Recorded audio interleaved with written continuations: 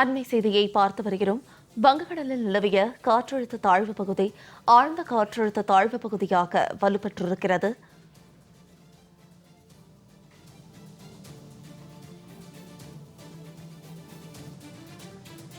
மே 16 அந்தமானில் தென்மேற்கு பருவமழை தொடக்க உள்ள நிலையில் தென்மேற்கு பருவமழை இந்த ஆண்டு வழக்கத்தை விட முன்னதாகவே தொடங்க வாய்ப்பு இருப்பதாக இந்திய வானிலை ஆய்வு மையம் தெரிவித்திருக்கிறது.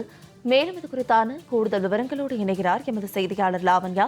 லாவண்யா, வணக்கம். இது குறித்தான மேலும் விவரங்கள். வணக்கம் சாருலதா. வங்கக்கடலில் நிலவி வரும் சாதகமான சூழல் காரணமாக இந்த ஆண்டு தென்மேற்கு பருவமழை வழக்கத்தை விட முன்னதாகவே தொடங்க வாய்ப்புள்ளதாக தெரிகிறது. தெற்கு வங்கக்கடலின் சில பகுதிகள், அந்தமான் கடல் மற்றும் அந்தமான் நிக்கோபார் தீவுகளில் வரும் மே 16ஆம் தேதி வாக்கில் தென்மேற்கு பருவமழை தொடங்குவதற்கு சாதகமான சூழல் நிலவுவதாக இந்திய வானிலை ஆய்வு மையம் தெரிவித்துள்ளது. தென்மேற்கு மற்றும் அதனை ஒட்டிய மத்திய மேற்கு வங்கக்கடல் பகுதிகளில் நிலவி வந்த காற்றழுத்த தாழ்வு பகுதி நேற்று இரவு ஆழ்ந்த காற்றழுத்த தாழ்வு பகுதியாக வலுப்பெற்றது.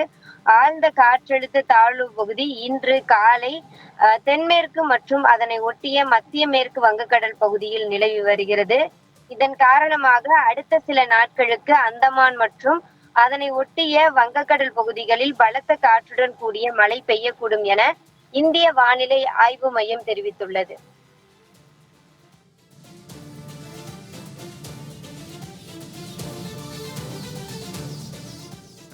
விரிவான விவரங்களுக்கு நன்றி லாவண்யா.